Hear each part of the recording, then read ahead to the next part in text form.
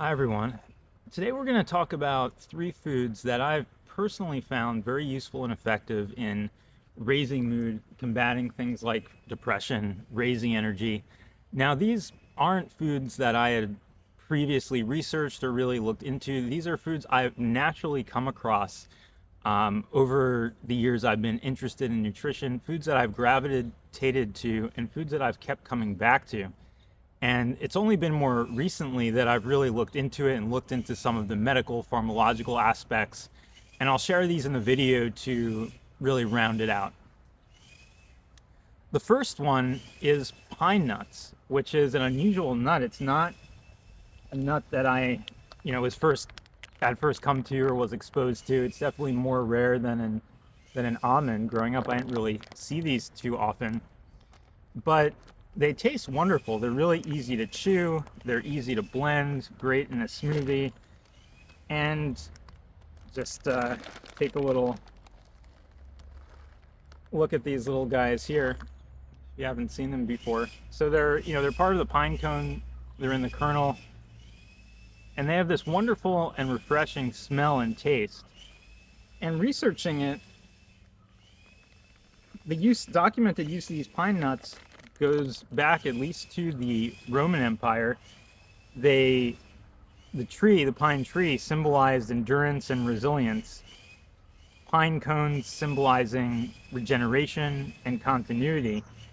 And it turns out pine nuts were indeed used by Roman soldiers to keep their energy up during campaigns, during long marches. Now, in terms of brain mood support, they have magnesium and healthy fats, which help with nervous system function. They have zinc, supporting cognition and immune signaling. And they're high in magnesium as well. The pine resin is known to be anti-inflammatory and was used in treatment. So there may be an effect as that as well, of that as well by eating the pine nuts.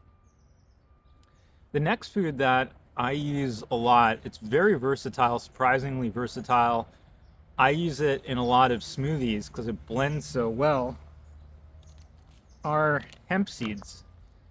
And one thing I found about hemp seeds is that pesticides really aren't used on hemp. So you don't actually need to buy hemp organics from what I researched. And in the US, I found that you can order hemp often quite inexpensively. I believe there's a company, Organic Harvest. You can order it from Canada. It's grown a lot in Manitoba, and you can just order a whole bunch of hemp seeds. They're quite economical. They blend really easily.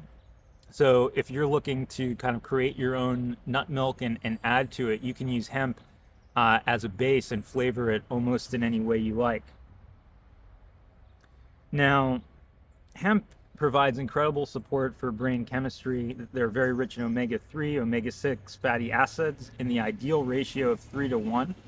So by eating hemp, you're getting that perfect protein, and that protein is so easy to digest. Some other nuts and seeds are really skewed in their protein ratios. Hemp is not, so it's a real win for doing vegan blending.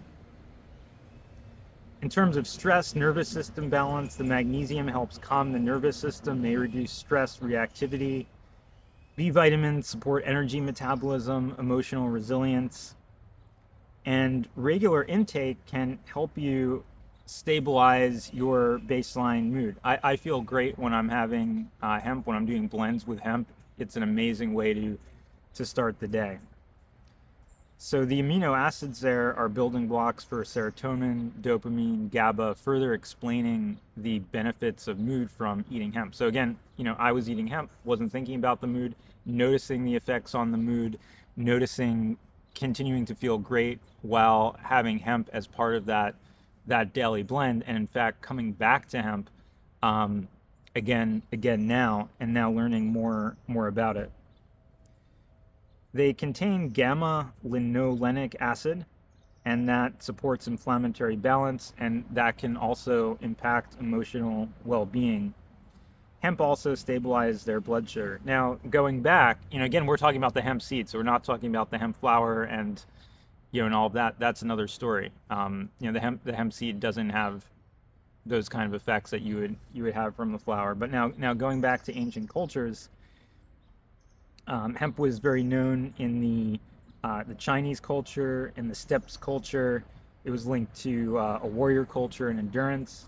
In ancient India, it also um, was used for medicine for anxiety. Um, and in Greek and Rome, it was known to be a strengthening plant to lift fatigue, sharpen focus, and steady emotions. And it had also been used during ritual fasting. The next food we're going to look at is cacao. So, cacao, we're not really talking about eating Hershey's chocolate bars with a ton of sugar. Um, I often like to use cacao with things like stevia to give it a sweetness without having a ton of sugar. Cacao itself I found myself gravitating to, um, found it to be very emotionally supportive. So, cacao has um, has phenylthiamine, and that's linked to openness and bonding.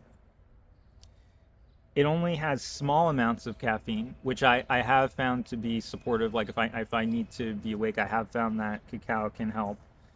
It has magnesium, which calms the nervous system and also supports emotional relaxation.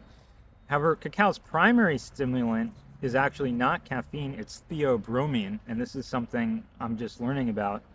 It acts slowly and evenly, it increases blood flow and alertness, and it doesn't strongly stimulate the nervous system. And what you get is feelings of warmth, clarity, and openness rather than a jittery energy like you would get from caffeine. So I've personally found cacao to be very supportive.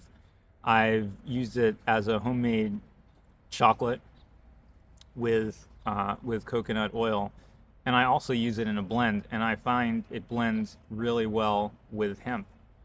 So we'll continuing to look at these foods, and I look forward to hearing your experience with these and other foods that you have found to be emotionally supportive.